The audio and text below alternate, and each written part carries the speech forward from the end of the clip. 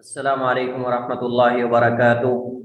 وعلیکم السلام ورحمۃ اللہ وبرکاتہ۔ اہلا وسہلا بکم، حیاکم اللہ وبیاکم۔ بسم اللہ والصلاۃ والسلام علی رسول اللہ وعلی آلہ وصحبہ ومن والاه، اما بعد۔ جہاد کے احکام اور مسائل میں سے آج ہمارے پاس تیسرا حصہ ہے، جس میں ہم جہاد کی مشروعیت کی حکمتیں، اس میں فائدے اور حکمتیں کیا ہیں وہ انشاءاللہ پڑھیں گے۔ جہاد کی شروط پڑھیں گے،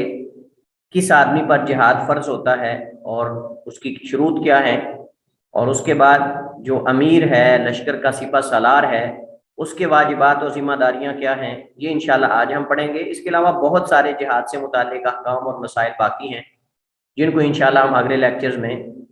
مکمل کرنے کی کوشش کریں گے۔ تو آج سب سے پہلے ہمارے پاس جو مسئلہ ہے وہ جہاد کی مشروعیت میں جو حکمتیں ہیں اور فائدے ہیں، یہ ان سے متعلق ہے۔ آپ جانتے ہیں کہ شریعت کے جتنے بھی احکام ہیں ان میں سے کوئی ایسا حکم نہیں ہے کہ جو حکمتوں سے خالی ہو، جو حکمتوں سے خالی ہو۔ کچھ حکمتیں ہمیں معلوم ہو جاتی ہیں، لیکن بہت ساری ایسی ہیں جو حکمتیں ہمیں معلوم نہیں ہوتی، ان کو اللہ تعالیٰ ہی زیادہ بہتر جانتا ہے۔ لیکن ہمارا اس بات پہ یقین ہونا چاہیے کہ جتنے بھی احکام ہیں شریعت کے، وہ ہماری مصلحت کے لیے ہیں، ہمارے فائدے کے لیے ہیں، اللہ تعالیٰ کی ذات کے فائدے اور مصلحت کے لیے نہیں۔ اللہ تعالیٰ رب العالمین جو ہے وہ غنی ہے، اور وہ تمام جہانوں سے، جہان والوں سے بے نیاز اور مستغنی اور غنی، کسی کا محتاج نہیں ہے۔ اس وجہ سے میں کئی دفعہ یہ حدیث آپ کے سامنے ذکر کر چکا ہوں کہ اللہ تعالیٰ حدیث قدسی میں فرماتا ہے، یا عبادی لو ان اولکم وآخرکم وانسکم وجنکم کانوا علی اتقى قلب رجل واحد منکم ما زاد فی ملکی شیئا۔ یا عبادی لو ان اولکم وآخرکم وانسکم وجنکم کانوا علی افجر قلب رجل واحد منکم ما نقص مما عندی او ما نقص من ملکی شیئا، کہ اے میرے بندو، اگر تم سارے پہلے والے، بعد والے، جنوں ان سارے ایک متقی آدمی کا دل لے کر آ جاؤ، سارے متقی بن جاؤ، پرہیزگار بن جاؤ، عبادات کرنے والے، عبادت گزار بن جاؤ، تو میری بادشاہت میں ذرہ بھی اضافہ نہیں کر سکتے۔ اور اگر تم سارے فاسق و فاجر بن جاؤ، ایک فاسق آدمی کا دل لے کر آ جاؤ، یعنی ایک نافرمان آدمی کا دل لے کر آ جاؤ، سارے اس کی طرح ہو جاؤ، اللہ فرماتا ہے کہ تم میری بادشاہت میں ذرہ بھی نقصان نہیں کر سکتے، کمی واقع نہیں کر سکتے۔ تو اس سے پتہ چلتا ہے کہ جتنی بھی جو شرعی احکام ہیں وہ اصل میں ہماری مصلحت کے لیے ہیں۔ تو جہاد بھی ایک فریضہ ہے، اور جہاد ایک بہت بڑا فریضہ ہے، اور اس کے پیچھے بے شمار حکمتیں اور بے شمار مصلحتیں وہ جو ہے وہ پوشیدہ ہیں، ہمیں معلوم ہوں یا نہ ہوں۔ تو ہم چند ایک کا یہاں ذکر کریں گے، جن کو ڈیفینیشن تعریف کے اندر بھی کچھ میں نے اشارہ کیا تھا، ان کی جو ہے وہ ان کی حکمتوں کی طرف، لیکن چند ایک کو دوبارہ یہاں ذکر کریں گے۔ سب سے پہلے، تاکہ کلمت اللہ ہی بلند ہو، تاکہ کلمت اللہ ہی بلند ہو اور دین اللہ کا ہی ہو جائے۔ صرف اللہ کا کلمہ، اللہ کی بات جو ہے اس کو بلندی حاصل ہو، اور دیگر لوگوں کے کلمات بلند نہ ہو، اور دین سارے کا سارا اللہ کا ہو جائے۔ اور یہ اللہ تعالیٰ نے جہاں جہاد کا حکم دیا ہے، اللہ نے ساتھ اس فائدے اور حکمت کو باقاعدہ ذکر کیا ہے، وَقَاتِلُوهُمْ حَتَّى لَا تَكُونَ فِتْنَةٌ وَيَكُونَ الدِّينُ كُلُّهُ لِلَّهِ، اور تم جو ہے وہ جہاد کرو، لڑائی کرو ان سے حتیٰ کہ فتنہ نہ رہے، وَيَكُونَ الدِّينُ كُلُّهُ لِلَّهِ، اور دین سارے کا سارا جو ہے وہ اللہ کا ہو جائے، وَيَكُونَ الدِّينُ كُلُّهُ لِلَّهِ، اور دین سارے کا سارا جو ہے وہ اللہ کا ہو جائے۔ تو یہاں آپ اگر دیکھیں تو اس میں جہاد کی جو حکمت بیان کی جا رہی ہے، ایک تو فتنے کا خاتمہ ہے، اور دوسرا جو ہے وہ دین صرف اور صرف اللہ کا ہو جائے، دین صرف جو ہے وہ اللہ کا ہو جائے۔ تو یہاں ایک اہم بات ہے جو یہاں قابل ذکر ہے، وہ یہ ہے کہ اگر ایک آدمی کہتا ہے کہ جی ہم جہاد کر رہے ہیں، اور جہاد میں ان مقاصد میں سے کوئی مقصد ہی سامنے نہ ہو، اور کوئی پورا بھی نہ ہو رہا ہو، کوئی نتیجہ 10 20 30 سال 40 سال کے بعد وہ نتیجہ نہ نکلے، تو مجھے بتائیں کہ اس جہاد کو شرعی جہاد کہیں گے ہم؟ یعنی یہ چیزیں اگر ہم ان حکمتوں کو مد نظر رکھیں، یعنی عموماً جہاد کا مقصد کیا ہوتا ہے؟ لِإِعْلَاءِ کلمۃ اللہ، اللہ کے کلمے کو بلند کرنا، اور دین صرف اور صرف اللہ کا ہو جائے، اسلام کا غلبہ ہو، مسلمانوں سے جس علاقے میں آپ جہاد کر رہے ہیں وہاں ظلم کا خاتمہ ہو، ظلم کا خاتمہ نہیں تو کم از کم ظلم میں کمی تو واقع ہو۔ لیکن یہ کون سا جہاد ہے کہ جس جہاد کی وجہ سے مسلمانوں پہ ظلم بڑھ جائے، مسلمانوں پہ ظلم بڑھ جائے، اور پہلے اگر نہیں ہو رہا تھا تو ہونا شروع ہو جائے، عزتیں لوٹی جائیں۔ اور مطلب یہ بڑی عجیب بات ہے کہ ہم لوگ جو ہے وہ ایسی چیزوں کو جہاد قرار دیتے ہیں کہ جن کے اندر شریعت کے جو مصلحتیں ہیں، شریعت کے تقاضے ہیں، ان کو مد نظر بھی نہیں رکھا جاتا۔ تو بہرحال دین صرف اللہ کا ہو، یہ اصل مقصد ہے، لوگوں کو تاریکیوں سے نکال کر نور کی طرف لانا اور ان کے لیے دعوت اللہ کے دروازے کھولنا، یہ مقصد ہونا چاہیے کہ کوئی سیاست نہ چمکانا مقصد ہو، بلکہ لوگوں کو دعوت اللہ کی طرف دروازے ان کے لیے کھولنا، تاریکیوں اور ظلمات سے نکال کر روشنی اور ہدایت نور کی طرف لانا۔ اللہ ولی الذین آمنوا یخرجہم من الظلمات الی النور۔ اور عدل کا نفاذ، ظلم کا خاتمہ، وہ کیسا جہاد ہے جس میں ظلم کا خاتمہ نہ ہو؟ جس میں ظلم کا خاتمہ، مجھے بتائیے کہ نبی کریم علیہ السلام مکہ میں رہے، اور مکی زندگی کے اندر اللہ کے نبی علیہ السلام کے پاس مطلب مسلمانوں کی تعداد تھی، اس کا مطلب یہ نہیں کہ بالکل ہی کم تھے، لیکن تھے تو صحیح۔ آپ بھی کہہ دیتے کہ ٹھیک ہے آج رات کو ابو جہل کے گھر پہ حملہ کر دو، آج رات کو ابو لہب کے گھر پہ حملہ کر دو، اور چوری چپکے سے جا کے حملہ کر کے بھاگ جانا، پتہ نہ چلنے دینا۔ مطلب اللہ کے نبی علیہ السلام، پھر آپ مدینہ میں آغاز میں بھی آپ نبی کریم علیہ السلام نے باقاعدہ مکہ میں لوگوں کو چوری چپ کے نہیں بھیجا کہ جائیں آپ 10 بندے جا کر جو ہے وہ اہل مکہ پہ حملہ کر دو، ایسا نہیں ہوا، بلکہ باقاعدہ آپ ایک مہم اور پورا ایک قافلہ بھیجتے تھے۔ آپ سریے کی صورت میں 200 بندے، 300 بندے، جتنی صورت ہوتی تھی اس اہل علاقہ کو جو ہے وہ دعوت دینے کے لیے یا ان کے خلاف جہاد کرنے کے لیے باقاعدہ آپ جو ہے وہ ان کو پہلے اسلام کی دعوت دیتے تھے، ان کو پہلے اسلام کی دعوت دیتے تھے، اور اس کے بعد ان کے اوپر یہ 3 شروط پیش کرتے تھے، اسلام قبول کر لو یا جزیہ دے دو یا پھر جہاد کے لیے تیار ہو جاؤ۔ یہ نہیں ہوتا تھا کہ اللہ کے نبی علیہ السلام جو ہے وہ چپ کر کے، اللہ کے نبی کی عادت مبارکہ یہ نہیں تھی۔ اللہ کے نبی علیہ السلام جو ہے وہ جب بھی آپ نے کسی پر حملہ کیا ہے، اذان کی آواز کو سنتے تھے، اگر نہیں آئی، اور اس طرح ان کو اسلام کی دعوت دیتے باقاعدہ، جیسا کہ آگے حدیث آ رہی ہے، آپ تعلیمات دیتے تھے صحابہ کرام کو کہ ان کو سب سے پہلے آپ نے اسلام کی دعوت دینی ہے، اگر وہ دعوت قبول کر لیں تو ٹھیک ہے، وگرنہ ان کو کوئی جزیہ دے دیں، جزیہ دے دیں اور رہیں، اور اگر یہ بھی نہ کریں تو پھر ان کو کوئی جہاد کے لیے تیار ہو جائیں۔ یہ 3 چیزیں ہر لشکر جب حملہ کرتا تھا تو اس سے پہلے ان کو پیش کی جاتی تھی، اور یہ اللہ کے نبی کریم علیہ السلام کا طریقہ کا اور طرز عمل رہا ہے۔ تو اگر یہ معاملہ ہوتا کہ نبی کریم علیہ السلام جو ہے وہ 2-3 بندوں کو بھیج دیتے کہ ٹھیک ہے آپ جاؤ فلاں کافر کے گھر پہ حملہ کر دو اور اس کو ختم کر دو، اللہ کے نبی علیہ السلام نے اگر کوئی 1-2 بندوں کے ساتھ کی طرف بھیجا بھی ہے تو وہ اس وجہ سے کہ اللہ کے نبی کی ہجوم کرتے تھے، نبی علیہ السلام کی توہین کرتے تھے، مسلمان خواتین کے بارے برا بھلا کہتے تھے، تو ان کو اللہ کے نبی علیہ السلام نے قتل کروایا ہے۔ لیکن ایسے باقاعدہ 2-4 صحابہ کو بھیج کر کسی کافر کے گھر پہ حملہ کروا دیں، تو جیسے آج کل مطلب بہت سارے علاقوں میں ہوتا ہے، وہ 2-4 بندے مل کے کسی کفار کی، کسی کافروں کی چوکی پہ حملہ کر دیتے ہیں، ان کی چیک پوسٹ پہ حملہ کر دیتے ہیں اور خود بھاگ جاتے ہیں، خود چھپ جاتے ہیں، وہ بعد میں وہ اہل علاقہ کو پکڑ لیتے ہیں، ان کی عزتیں لوٹتے ہیں خواتین کی، ان کو رگیدتے ہیں وہاں روڈوں پہ، اور ان کے ساتھ زیادتی کی جاتی ہے۔ وہ اگر ظلم نہیں بھی کر رہے ہوتے تو وہ رد عمل میں آ کے، اشتعال انگیزی میں آ کے وہ بھی ڈبل جو ہے وہ ظلم بڑھ جاتا ہے، ظلم کم نہیں ہوتا۔ تو یہ ایسا جہاد نہیں ہوتا ہے۔ جہاد کے لیے طاقت ہونی چاہیے، قدرت ہونی چاہیے، اور قدرت کم از کم اگر برابر نہیں تو کم از کم قریب قریب تو ہو، قدرت اگر برابر نہیں تو کم از کم قریب قریب تو ہو۔ مطلب یہ کیسی قدرت ہے کہ 10 بندے 2 لاکھ 9 لاکھ 8 لاکھ بندے کا مقابلہ کرنے کے لیے جا رہے ہیں؟ یہ کیسا جہاد ہے؟ لوگوں کو تاریکیوں سے نکال کر نور ہدایت کی طرف لانا، عدل کا نفاذ، ظلم کا خاتمہ، مسلمانوں کی حمایت کرنے کے ساتھ ان سے دشمن کی چالوں کو روکنا، ان سے دشمن کی چالوں کو روکنا اور ان کی حمایت کرنا، یہ اصل مقصد ہونا چاہیے، نہ کہ ان کے اوپر ظلم کو بڑھانا مقصد ہونا چاہیے۔ اسی طرح حکمت یہ بھی ہے تاکہ لوگوں کو آزمایا جائے، یہ جہاد کی سب سے بڑی حکمت ہے، حکمتوں میں سے ایک حکمت ہے کہ اللہ تعالیٰ جہاد کے ذریعے آزماتا ہے مومنین کون ہیں، منافقین کون ہیں، اور اس جہاد سے ہی تو پتہ چلتا ہے۔ آپ جانتے ہیں کہ جہاد کے اندر جان ماری ہوتی ہے، باقاعدہ مال جان کے ساتھ شریک ہونا ہوتا ہے، اور گھر بار کو چھوڑ کے جانا ہوتا ہے، جان ہتھیلی پہ رکھ کے نکلنا ہوتا ہے۔ صاحب ظاہر ہے کہ جنگ کے اندر جب آپ جا رہے ہیں اس کا مطلب یہی ہے، کوئی پتہ نہیں انسان کو گولی لگ جائے، اس دور کے اندر تلوار اور تیر آ جائے، مطلب کہ جان کو ہتھیلی پہ رکھ کے نکلنے والی بات ہوتی تھی۔ اس وجہ سے آپ دیکھیں اللہ تعالیٰ نے قرآن کریم میں جو منافقین کی خوبیاں اور منافقین کی جو اللہ تعالیٰ نے صفات بیان کی ہیں، ان صفات کے اندر ایک یہ بھی کہ جب انہیں جہاد کے لیے بلایا جاتا ہے تو یہ سست ہو جاتے ہیں، زمین کے ساتھ چمٹ کر بیٹھ جاتے ہیں، کہتے ہیں ہمارے دروازے کھلے ہیں، ہمارے گھر میں کوئی پیچھے رکھوالی کرنے والا نہیں، ہمارے گھر والوں کی دیکھ بھال کرنے والا کوئی نہیں، اس طرح کے ہیلے اور بہانے کرتے ہیں۔ یہ منافقین کی بہت بڑی علامت اللہ تعالیٰ نے قرآن کریم کے اندر ذکر کی۔ تو جہاد ایک آزمائش ہے جس میں کھڑے اور کھوٹے کا فرق واضح ہوتا ہے، جس میں مومن اور منافق کا پتہ چلتا ہے، جس میں مضبوط ایمان والے کمزور ایمان والے کا پتہ چلتا ہے، صبر کرنے والا کون ہے، قربانی دینے والا کون ہے، اور حقیقی محبت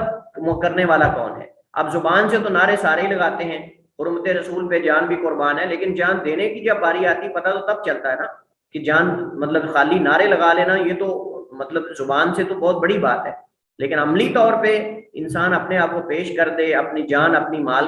مال کو سب کچھ پیش کر دے، یہ اصل محبت ہوتی ہے۔ محبت زبان سے خالی نہیں کہنا، منافقین بھی تو زبان سے کہتے تھے،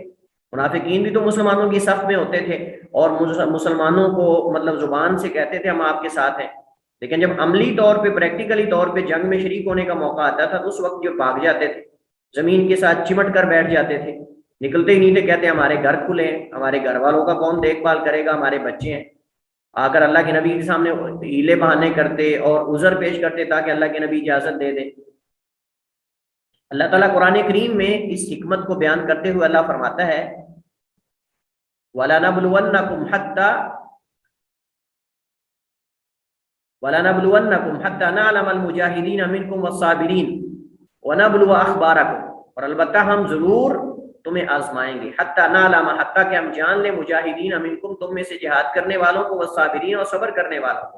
ونبلو اخبارکم، اور ہم تمہاری خبریں جو ہے وہ جانچ لیں یا ان کی جانچ پڑتال کر لیں، ان تمہاری خبروں کو معلوم کر لیں، تمہارے حالات کو معلوم کر لیں۔ تو یہ جہاد کے مقاصد میں سے ایک بہت بڑا مقصد ہے کہ اللہ تعالیٰ جو ہے وہ آزماتا ہے تاکہ پتہ چلے جہاد کرنے والے، صبر کرنے والے کون ہیں، اور لوگوں کے حالات کا اس سے اندازہ۔ جہاد کی شروط کیا ہے، یعنی آدمی پر جہاد جو ہے وہ کس وقت فرض ہوتا ہے اور کس وقت جہاد کرنا چاہیے اس کو؟ تو کسی شخص پر جہاد کے واجب ہونے کے لیے مندرجہ ذیل شروط کا پایا جانا ضروری ہے۔ سب سے پہلے اسلام، غیر مسلم پر جہاد فرض نہیں ہے، غیر مسلم پر جہاد فرض نہیں ہے۔ وہ غیر مسلم مراد یہاں ہیں جو اسلامی ریاست کے اندر رہتے ہیں، جو اسلامی ریاست میں غیر مسلم رہتے ہیں، یہاں وہ مراد ہیں، ان پر جہاد فرض نہیں۔ البتہ کسی کافر سے، کسی فاسق سے، کسی غیر مسلم سے تعامل لیا جا سکتا ہے، البتہ اس کے کیا احکام ہیں، اس کے کیا مسائل ہیں کہ کسی غیر مسلم سے تعامل لینے کے بارے میں یہ انشاءاللہ ہم آگے پڑھیں گے کہ غیر مسلم سے تعامل کن حالات میں لینا چاہیے اور کن شروط پہ لینا چاہیے، اور اس کی شروط کیا ہیں اور اس کے حالات کیا ہیں، یہ ساری چیزیں انشاءاللہ ہم آگے پڑھیں گے کہ کفار سے تعامل لینے کے بارے میں شریعت کی کیا رائے ہے اور اس کے بارے میں اسلامی نقطہ نظر کیا ہے، اور کیا اللہ کے نبی علیہ السلام نے جو ہے وہ کسی کافر سے تعامل لیا ہے۔ اس حوالے سے یہ ایک الگ مسئلہ ہے باقاعدہ، انشاءاللہ اس کو ہم پڑھیں گے۔ نمبر 2، بلوغت، غیر بالغ پر جہاد فرض نہیں۔ آپ جانتے ہیں عبداللہ بن عمر رضی اللہ تعالی عنہما، اس طرح کئی اور صحابہ کرام کے بارے میں بخاری مسلم میں اور تمام کتب حدیث میں احادیث موجود ہیں، وہ کہتے ہیں کہ میں اس وقت 13 سال کا تھا، 14 سال کا تھا، تو ابھی میں بالغ نہیں ہوا تھا، تو اللہ کے نبی علیہ السلام نے مجھے واپس کر دیا غزوہ۔ حضرت عبداللہ بن عمر کہتے ہیں اللہ کے نبی علیہ السلام نے مجھے غزوہ بدر میں شریک نہیں ہونے دیا، اللہ کے نبی صلی اللہ علیہ وسلم نے مجھے غزوہ احد کے اندر واپس کر دیا، لیکن خندق میں مجھے قبول کر لیا 1 سال کے بعد، تو مطلب اس وقت میں بالغ نہیں ہوا تھا تو اللہ کے نبی نے واپس کر دیا۔ کئی صحابہ کرام کو نبی کریم علیہ السلام نے بالغ نہ ہونے کی وجہ سے جنگ میں شریک ہونے کی اجازت نہیں دی۔ ان حدیث کو یہاں ذکر کرنے کی ضرورت نہیں، کیونکہ ایک نہیں بلکہ کئی احادیث ہیں، ایک نہیں بلکہ کئی احادیث ہیں عبداللہ بن عمر کے بارے میں ہیں، اس کے علاوہ کئی اور صحابہ کرام کے بارے میں ہیں کہ اللہ کے نبی علیہ السلام نے ان کو بعض کو غزوہ بدر کے اندر، بعض کو غزوہ احد کے اندر شریک ہونے سے اس وجہ سے جو ہے وہ روکا ہے کیونکہ ابھی وہ بالغ نہیں ہوئے۔ اس کا مطلب غیر بالغ پر جنگ جو ہے جہاد وہ فرض نہیں ہے۔ ذکوریت، مردوں پر جہاد فرض ہے، عورتوں پر نہیں ہے، مردوں پر جہاد فرض ہے، عورتوں پر جہاد فرض نہیں ہے، جیسا کہ حضرت عائشہ رضی اللہ تعالی عنہا نے نبی کریم علیہ السلام سے پوچھا تھا کہ کیا عورتوں پر جہاد فرض ہے، تو آپ نے فرمایا تھا کہ نہیں، جیسا کہ آگے اس کے بارے میں حدیث جو ہے وہ ذکر کی جائے گی۔ عورت پر جہاد فرض نہیں، البتہ عورتیں جہاد میں شریک ہوتی تھیں، زخمیوں کو مرہم کرنے کے لیے، پانی لا کر دینے کے لیے، کئی اور جو ہے وہ خدمات کے لیے خواتین جو ہے، مومن خواتین نبی کریم علیہ الصلوۃ والسلام کے ساتھ، صحابہ کے ساتھ دیگر غزوات کے اندر شرکت کرتی تھیں، اور اس کے بارے میں تاریخ میں تواتر کے ساتھ احادیث موجود ہیں۔ قدرت رکھنا، قدرت کا مطلب انسان کے اندر قدرت دو طرح کی ہوتی ہے، آپ یعنی چوتھا اور پانچواں پوائنٹ اس کو ایک بھی بنایا جا سکتا ہے، وہ یہ ہے کہ قدرت ہو، جہاد کی قدرت۔ قدرت کا کیا مطلب ہے؟ ایک تو تندرست ہو آدمی، بیمار پر جہاد نہیں، اس طرح خرچ ہو، آدمی کے پاس سواری ہو اور اسلحہ ہو، سواری ہو اور اسلحہ ہو انسان کے پاس، کیونکہ خالی ہاتھ تو جنگ کے اندر تھوڑا ہی جائے گا۔ نبی کریم علیہ الصلوۃ والسلام جو ہے وہ اللہ پہ سب سے زیادہ بھروسہ کرنے والے تھے، سید المتوکلین تھے، لیکن اس کے باوجود اللہ کے نبی علیہ الصلوۃ والسلام جب جہاد کے لیے جاتے تھے تو نبی کریم علیہ الصلوۃ والسلام زرہ پہن کے جاتے تھے، اللہ کے نبی نے سر پہ خود رکھا ہوتا تھا، آپ تلوار لے کر جاتے تھے، حالانکہ آپ سے بڑھ کر اللہ تعالیٰ کی ذات پہ کس کا توکل ہو سکتا ہے؟ آپ صحابہ کرام کو باقاعدہ جو ہے وہ تلقین کرتے تھے، اور اللہ تعالیٰ نے قرآن کریم کے اندر باقاعدہ جہاد کی تیاری کا حکم دیا، وَأَعِدُّوا لَهُم مَا اسْتَطَعْتُم مِّن قُوَّةٍ، کہ ان کفار کے لیے تم جو ہے وہ جتنی استطاعت رکھتے ہو قوت اور طاقت تیار کر کے رکھو، دفاعی قوت۔ تو طاقت ہونی چاہیے، تندرستی ہونی چاہیے، سواری ہونی چاہیے۔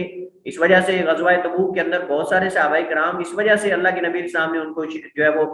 شریک نہیں ہونے دیا، ان کے پاس سواریاں نہیں تھیں، جیسا کہ قرآن کریم کے اندر موجود ہے کہ وہ آپ سے سواریاں مانگتے ہیں اور آپ کہہ رہے تھے کہ میں کہاں سے تمہیں دوں، اور جب وہ واپس لوٹے ان کی آنکھیں آنسو بہا رہی تھی۔ اللہ تعالیٰ قرآن کریم میں فرماتا ہے لَيْسَ عَلَى الضُّعَفَاءِ وَلَا عَلَى الْمَرْضَى وَلَا عَلَى الَّذِينَ لَا يَجِدُونَ مَا يُنْفِقُونَ حَرَجٌ إِذَا نَصَحُوا لِلَّهِ وَرَسُولِهِ مَا عَلَى الْمُحْسِنِينَ مِنْ سَبِيلٍ وَاللَّهُ غَفُورٌ رَحِيمٌ، کہ نہیں ہے ضعفاء کمزوروں پر، وَلَا عَلَى الْمَرْضَى اور نہ بیماروں پر، مریض کی جمع مرضى اور نہ بیماروں پر، وَلَا عَلَى الَّذِينَ اور نہ ان لوگوں پر، لَا يَجِدُونَ جو نہیں پاتے، مَا يُنْفِقُونَ جو خرچ کریں، حَرَجٌ کوئی حرج، اذا نصحوا للہ ورسولہ جب وہ خیر خواہی سوچیں اللہ اس کے رسول کی، ما علی المحسنین نہیں ہے محسنین پر، من سبیل کوئی راہ، اللہ غفور رحیم اور اللہ تعالیٰ معاف کرنے والا اور غفور رحیم ہے۔ حضرت عائشہ رضی اللہ تعالی عنہ ام المؤمنین سے روایت ہے صحیح بخاری میں، فرماتی ہیں انہا قالت یا رسول اللہ، اللہ کے رسول، نرى الجہاد افضل العمل افلا نجاہد، ہم جہاد تمام اعمال میں سے افضل ترین عمل سمجھتی ہیں، مطلب جہاد جو ہے وہ جتنے بھی اعمال ان میں افضل ترین عمل ہے، افلا نجاہد تو کیا ہم جہاد نہ کریں؟ قالت تو نبی علیہ الصلوۃ والسلام نے فرمایا لا لیکن افضل لیکن افضل الجہاد حج مبرور، لیکن افضل ترین جہاد حج مبرور ہے۔ ایک حدیث کے اندر آتا ہے حج اور عمرہ تمہارا جہاد ہے، تمہارا جہاد حج اور عمرہ ہے، کیونکہ حج اور عمرے کے اندر بھی بہت مشکل ہوتی ہے اور بہت محنت درکار ہوتی ہے۔ تو بہرحال اس حدیث سے یہ معلوم ہوتا ہے کہ عورت پر جہاد فرض نہیں، البتہ عورتوں کو جہاد میں شریک ہونے سے نہیں روکا جائے گا، وہ زخمیوں کو مرہم پٹی کر سکتی ہیں، پانی لا کے دے سکتی ہیں، اور دیگر جو ہے وہ خدمات ان سے جہاد کے اندر جو ہے وہ لی جا سکتی ہیں، جیسا کہ صحابیات اور دیگر جو مسلمان خواتین ہیں وہ جہاد کے اندر کیا کرتی تھی۔ چھٹی شرط یہ ہے حریت، آزادی، آزاد ہونا چاہیے آدمی کو، غلام پر جہاد فرض نہیں ہے، کیونکہ جہاد کے لیے انسان کو تصرف کا جو ہے وہ حق تصرف ہونا چاہیے، تصرف کا اس کے پاس اختیار ہونا چاہیے۔ ایک آدمی اپنے نفس پر تصرف کا اختیار نہیں رکھتا تو وہ جہاد کے اندر کیسے تصرف کر سکتا ہے؟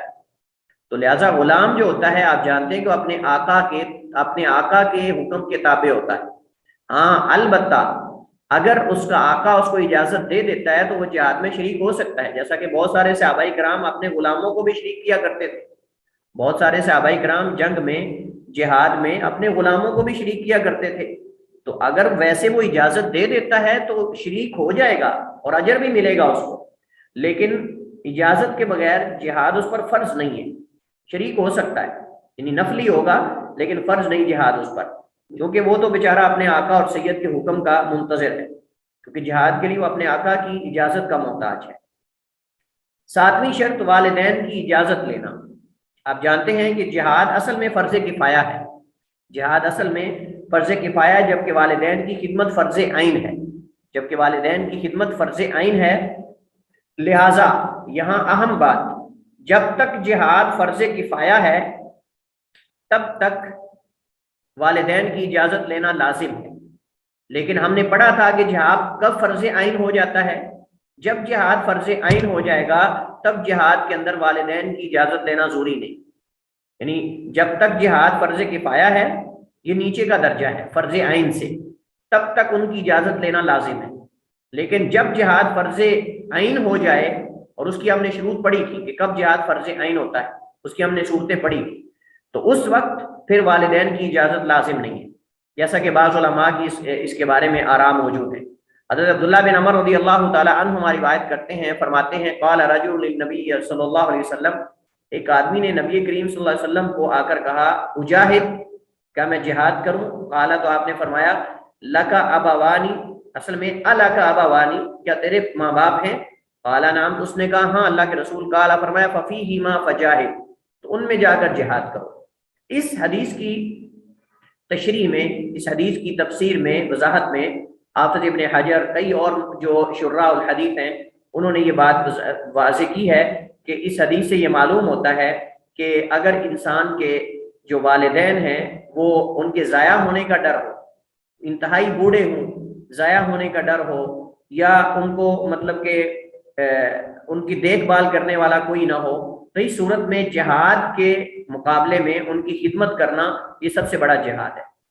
ان کی خدمت کرنا یہ سب سے بڑا جہاد ہے. لیکن جیسے میں نے آپ کو بتایا کہ بعض علماء نے کہا ہے کہ جب حاکم وقت سب کو نکلنے کا حکم جاری کر دے، جب حاکم وقت سب کو نکلنے کا حکم جاری کر دے یا دشمن ملک پہ حملہ کر دے، تو والدین کی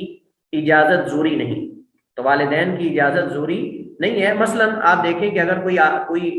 کسی ملک پر کفار باہر سے حملہ کر دیتے ہیں، اب آدمی کہے میں تو شریک نہیں ہوں گا چونکہ میرے والدین ہیں، میں والدین کا خیال کروں گا، نہیں. اب یہاں واجب ہو چکا. ہم نے پڑھا تھا کہ جب دشمن محاصرہ کر لے اس وقت ہر ایک پر جہاد جو ہے وہ فرض ہو جاتا ہے، الا کہ کوئی آدمی استطاعت نہ رکھتا، وہ بیمار ہے، کمزور ہے، ضعیف ہے، لاغر ہے، یا کوئی اور وجہ ہے. لیکن اگر کوئی عذر نہیں ہے تو اس پہ سب کا شریک ہونا لازم. اس طرح اگر حاکم وقت اعلان کر دیتا ہے کہ سب جہاد میں نکلو تو سب کو نکلنا ہوگا. ہاں البتہ ایک صورت ہے کہ وہ جا کر جو ہے حاکم وقت سے بتا دے صورتحال. اگر انتہائی ضعیف والدین ہیں کہ ان کے ضائع ہونے کا ڈر ہے یا ان کے مطلب سخت بیماری کی حالت میں، تو جا کر اجازت لے لے. لیکن حاکم وقت کو ملنا ضروری ہے اور اس سے جا کر اجازت لینا ضروری ہے. بغیر اجازت اس سے لیے وہ گھر میں بیٹھا رہے چھپ کر اور کہہ کہ نہیں میرے والدین میں ان کی خدمت کروں گا، یہ جائز نہیں ہے. بلکہ اس وقت جہاد سب پہ فرض ہو چکا ہوتا ہے، اور ہم اس کے بارے میں قرآن کریم کی نص پڑھ چکے ہیں. وہاں یہ نہیں بتایا گیا کہ والدین اگر ہیں یا نہیں ہے. تو اس صورت میں جب حاکم وقت اعلان کر دے تو سب کے لیے نکلنا لازم ہے. 8ویں شرط بعض علماء نے ذکر کی ہے، وہ یہ ہے کہ حاکم وقت کی اجازت ہو. حاکم وقت اجازت دے گا تو جہاد کر سکتے ہیں، وگرنہ جہاد نہیں کر سکتے. اگر آپ کے ذہن میں سوال اٹھتا ہو کہ حاکم وقت تو کوئی بھی اجازت نہیں دیتا تو پھر ہم جہاد ہی نہ کریں، تو بات یہ ہے کہ اگر حاکم وقت جہاد نہیں کر رہا تو وہ مجرم وہ ہے، مجرم وہ ہے اللہ تعالیٰ کے ہاں. اگر حدود کا، جیسے حدود کا معاملہ ہے، پھر حدود کا بھی تو نفاذ نہیں ہو رہا، تو پھر حدود بھی ہم خود اپنی نافذ کرنا شروع کر دیں. یعنی ایک طرف ہم کہتے ہیں جی حدود کا نفاذ کوئی خود نہیں کر سکتا بلکہ حاکم وقت کرے گا، قاضی کرے گا، اگر نہیں کرتا تو حاکم وقت گناہ گار ہے. لیکن ہم اپنے ذاتی طور پہ کہیں حدود کا نفاذ نہیں کر سکتے، کسی کو حد نہیں لگا سکتے، کسی چور کا ہاتھ نہیں کاٹ سکتے، کسی کو جو ہے وہ رجم نہیں کر سکتے ہم. ہاں اگر حکومت کرتی ہے تو ہم کریں گے. لیکن جہاد کے بارے میں ہم پھر کیوں کہہ دیتے ہیں کہ ٹھیک ہے جی اگر کچھ 2-4 لوگ بیچ میں سے نکل جاتے ہیں، جا کے کہیں حملہ کر دیتے ہیں تو ٹھیک ہے، جائز ہو جائے گا. دیکھیں جیسے حدود کا حکومت سے ہٹ کر حاکم وقت کی اجازت کے بغیر حدود کا نفاذ کرنا یہ شر کا باعث ہے، فتنے کا باعث ہے، ایسے جہاد بھی حاکم وقت کی اجازت کے بغیر 2-4 بندے جا کر جہاد کرتے ہیں تو یہ بھی اس سے بڑا فتنہ اور کیا ہو سکتا ہے. یہ بھی شر سے اور نقصان سے خالی نہیں، کیونکہ ہو سکتا ہے کہ وہی جو جہاد کے نام پہ آج دشمن پہ حملہ کر رہے ہیں کل وہی حاکم وقت کے خلاف نکل پڑے، وہی حاکم وقت کے خلاف نکل پڑے. اور اس وجہ سے غالباً تاریخ اس بات کو دہراتی ہے، غالباً جس نے بھی حاکم وقت کی اجازت کے بغیر جہاد کیا ہے، حاکم وقت کے جھنڈے کے نیچے جہاد نہیں کیا، اپنا جھنڈا بنا کر الگ جو ہے وہ جہاد کرنے کی کوشش کی ہے، اس جہاد کی وجہ سے شر اور نقصان میں اضافہ ہوا ہے، شر اور نقصان میں کمی نہیں ہوئی. یہ بالکل ایسے جیسے حاکم وقت کے خلاف خروج کرنا ہے. تو اس وجہ سے ہم کہتے ہیں کہ ہاں اگر وہ اتنی بڑی جماعت ہے، جیسے ہم نے کہا تھا حاکم وقت کے خلاف خروج کرنے کی کچھ شروط ہیں علماء نے ذکر کی ہیں، اس سے کفر بواح واضح کفر دیکھ لیں، یا اس کے ساتھ طاقت ہو، استطاعت ہو، یہ ساری چیزیں ہوں، اور ابن تیمیہ کا قول بھی ذکر کیا تھا، یہ ساری چیزیں یہ ایک الگ مسئلہ ہے۔ ہاں اگر واقعی ان کے پاس اتنی طاقت ہے کہ اس طاقت سے جو ہے وہ جا کر جہاد کر سکتے ہیں، اور حاکم وقت کا اشارہ بھی موجود ہے، وہ کہتا ہے ٹھیک ہے جی میرا نام نہ لو لیکن جہاد کرو تم، تو ٹھیک ہے۔ لیکن اگر اجازت نہ ہو اور اپنا ایک جھنڈا بنا کر الگ چوری چپ کے جو ہے وہ جا کر جہاد کا نام لے کر مطلب کہ کہیں جا کر حملہ کا شروع کر دیں، تو دیکھیں آج کل جو ہے وہ بہت سارے معاملات ایسے ہوتے ہیں کہ جو حکومتوں کے اور ملکوں کے اور سیاست کے اور یہ ساری چیزیں سامنے رکھنی ہوتی ہیں، بس اوقات ایک دو بندوں کے حملے کی وجہ سے پورا ملک جو ہے وہ غرق ہو جاتا ہے، اور اس کو کئی مسائل اور مشکلات کا سامنا کرنا پڑتا ہے۔ بہرحال حاکم وقت کی اجازت کی جو شرط ہے یہ انتہائی اہم شرط ہے، اور اس کو مد نظر جو ہے وہ رکھا جائے گا۔ اور اس کی دلائل موجود ہیں، اس کی دلائل یہی موجود ہے کہ تاریخ میں باقاعدہ نبی کریم علیہ السلام کا زمانہ آپ دیکھ لیں، اس کے بعد خلفائے راشدین کا زمانہ دیکھ لیں، ہمیشہ جہاد جو ہے حاکم وقت کی اجازت سے ہوتا رہا ہے، اور اگر کسی دور کے اندر جہاد نہیں ہوا تو علماء نے جا کر خود چوری جہاد نہیں شروع کر دیا تھا، بلکہ اس کی اجازت کے ساتھ ہی جہاد ہوتا تھا۔ اگر وہ جہاد کا اعلان نہیں کرتا، اگر وہ جہاد نہیں کر رہا، تو دوسری بات یہ ہے کہ ہر بندہ جہاد کب کرنا ہے، کس کے خلاف کرنا ہے اور کیسے کرنا ہے، یہ ہر بندہ تو تھوڑا ہی یہ فیصلہ کرے گا، ہر بندہ یہ تھوڑا ہی فیصلہ کرے گا کہ ایک بندہ جو ہے وہ کہتا ہے جی میں اس کو سمجھتا ہوں کہ فلاں جگہ جہاد کر لینا چاہیے، لہٰذا وہ دو چار بندے اکٹھے کر کے جا کے جہاد کرنے لگ جاتا ہے، اور اس بیچارے کو شرعی احکام کا پتہ نہیں۔ مطلب یہ ساری چیزیں ہوتی ہیں، ان کو مد نظر رکھ کے یہ فیصلے کیے جاتے ہیں۔ بظاہر ہمیں لگ رہا ہوتا ہے، ہم کہتے ہیں جی پاکستان کو انڈیا پہ حملہ کر دینا چاہیے، اور یہ سارا مطلب یہ کر دینا چاہیے، وہ کر دینا چاہیے، کیوں نہیں کر رہا؟ لیکن جو آگے بیٹھا ہوتا ہے بندہ، اس کو پتا ہے کہ میرے پاس ہماری دفاعی پوزیشن کیا ہے، اور اس کے بعد کیا مطلب کہ ہم اگر کرتے ہیں تو ہمیں اس کے بعد نقصان کیا ہوگا،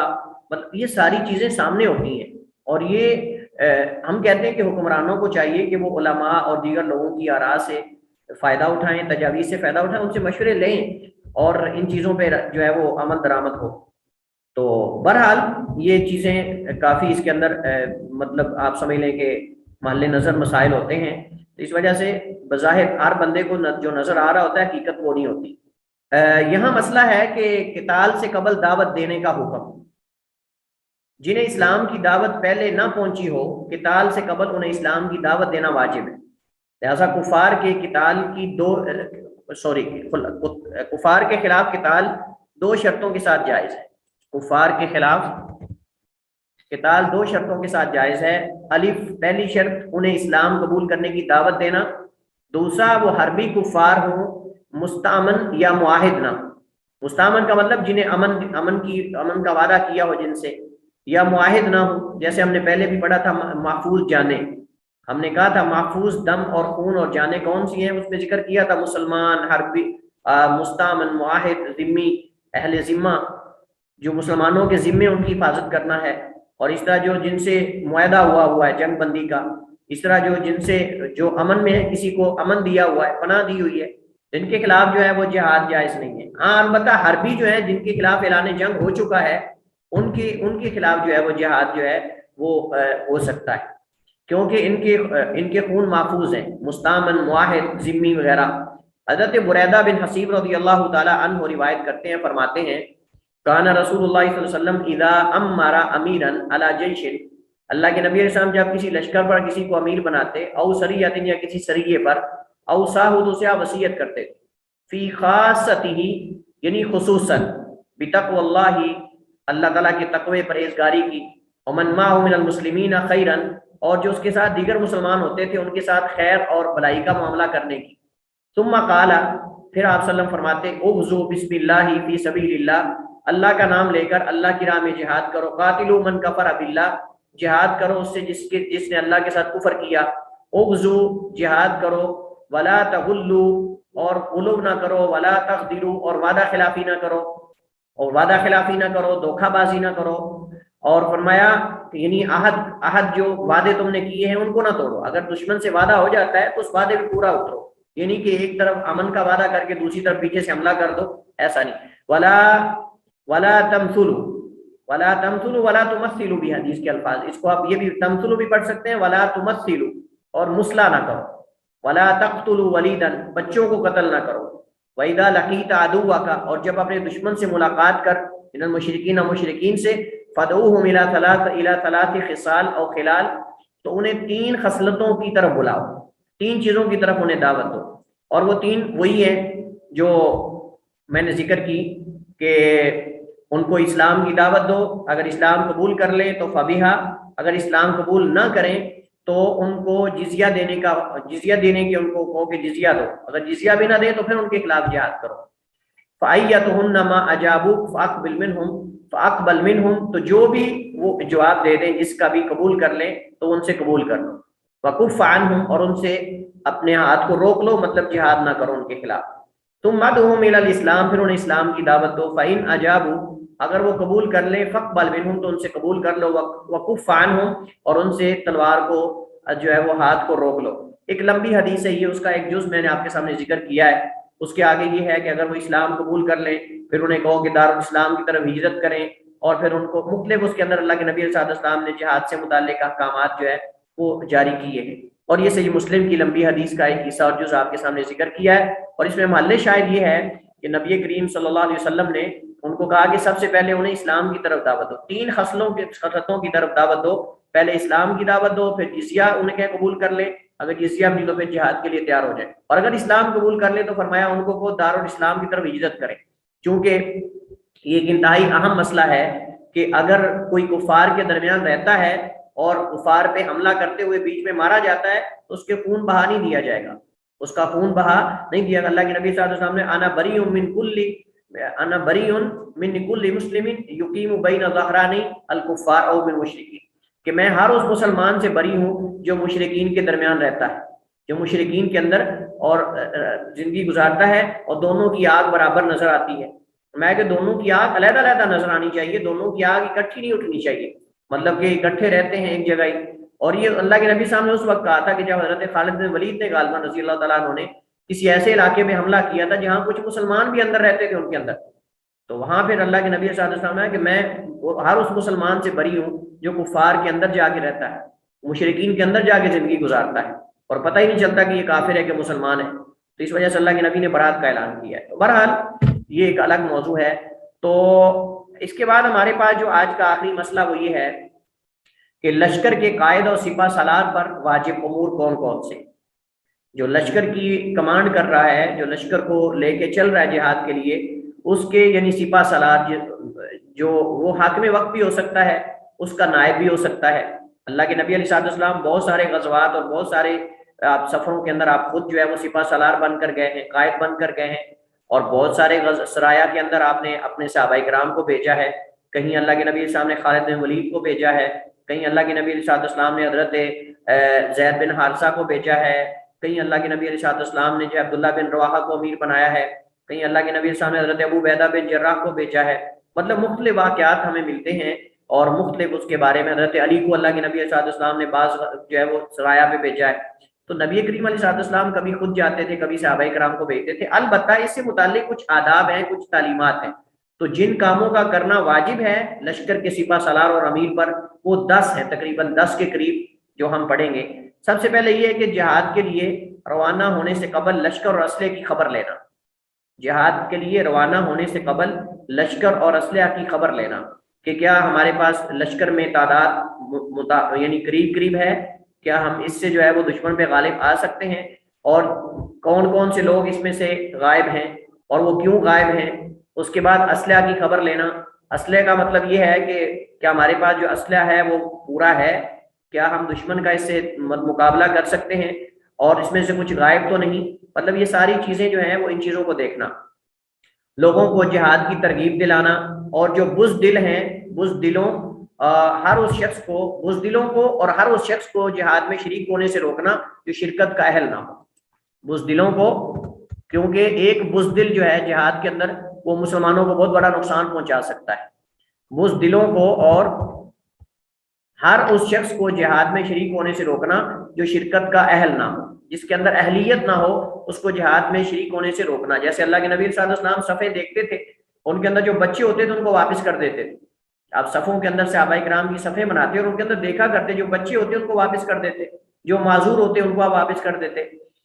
تو یہ ان چیزوں کی خبر لینا یہ بھی جو ہے وہ سپہ سالار اور جو قائد ہے اس پر لازم ہے. جہاد اور سفر جہاد کے لیے مکمل تیاری ہونی چاہیے.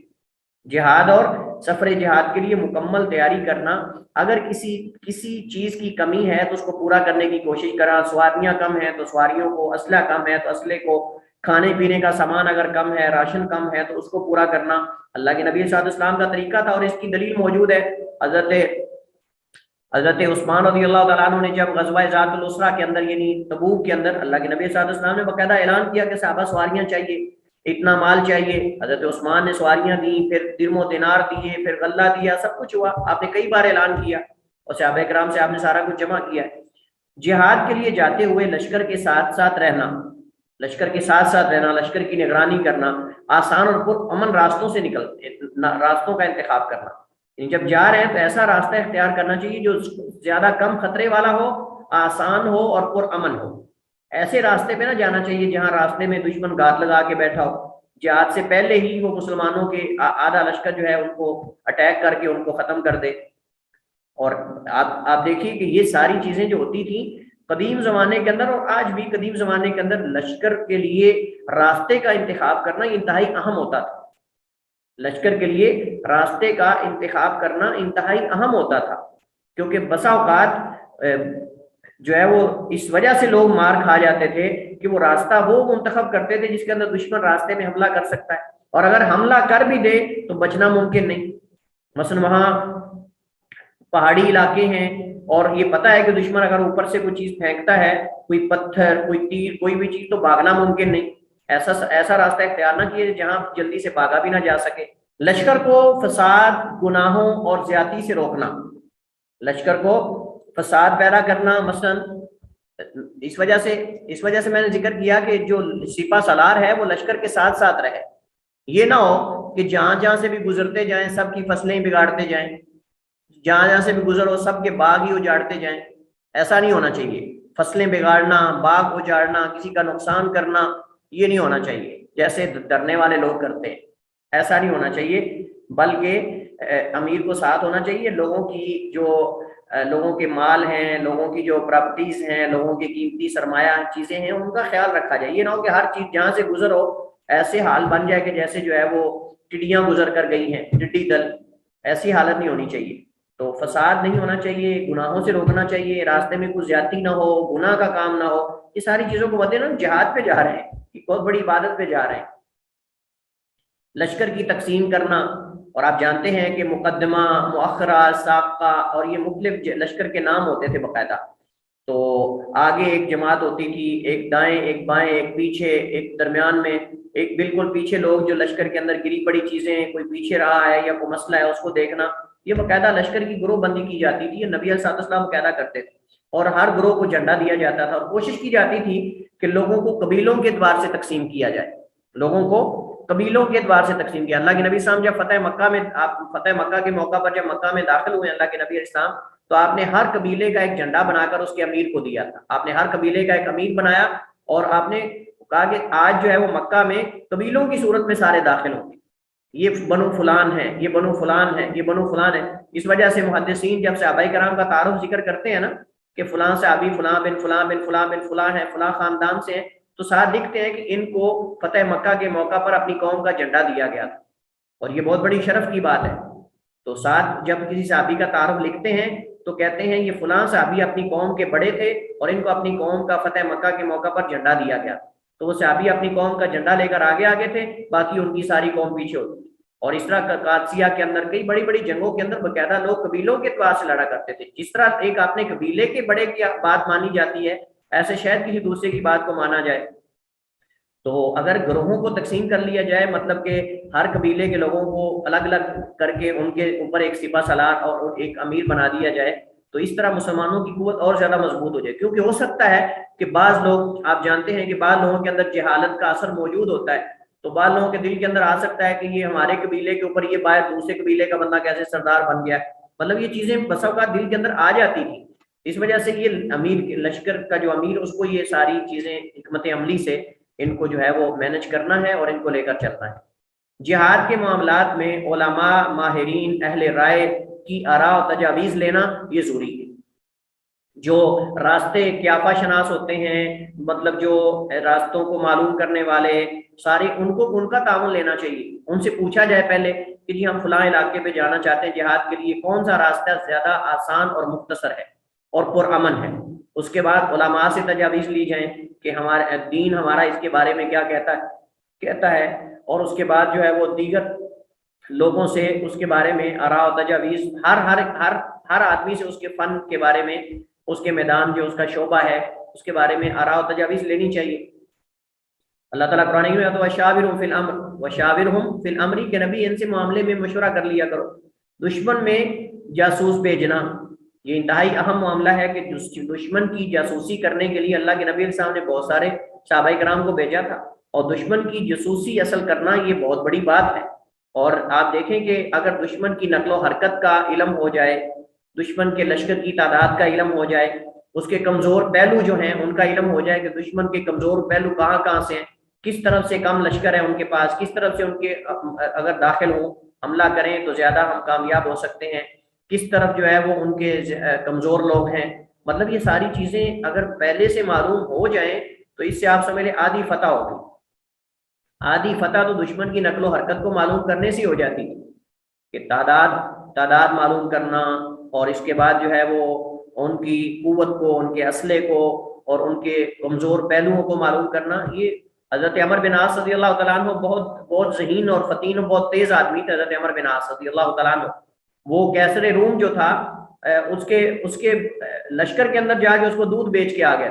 ان کے کئی دفعہ واقعہ ملتا ہے، وہ بھی بڑا ذہین تھا۔ تو میں نے آپ کو پہلے بھی یہ ذکر کیا تھا، حضرت عمر بن عاص رضی اللہ تعالیٰ عنہما رضی اللہ عنہ کیسر روم کے لشکر کے اندر دودھ بیچنے والا بن کے دودھ بیچ کے آ گئے تھے، اس کو پتہ ہی نہیں چلا تھا، اور ساتھ پورے لشکر کی جو نقل و حرکت ہے وہ ساری نقل کر کے آ گئے، اس کو دیکھ کے سب کچھ کہ وہ کتنے بندے ہیں، کہاں کھڑے ہوتے ہیں، رات کو پہرا کہاں ہوتا ہے، یہ ساری چیزیں معلوم کر کے آ گئے۔ اس کو بعد میں جا کے بتایا کہ میں تو تیرے دودھ بیچنے والا ہوں، جو تیرے پاس دودھ بیچنے والا آیا تھا وہ میں عمر بن عاص ہوں۔ تو بہرحال یہ ہوتا تھا باقاعدہ۔ تو دوسری بار جب گئے تھے سفیر بن کر تو اس وقت اس کو شک پڑ گیا تھا، اور وہ حضرت عمر بن عاص کو اور دیگر صحابہ کرام کو بھی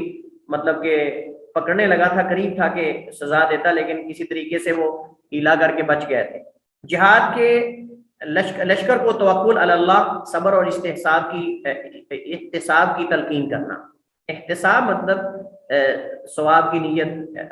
نیت اور اللہ تعالیٰ سے اجر کی امید، اور یہ ساری چیزیں یہ بھی سپہ سالار کا کام ہے۔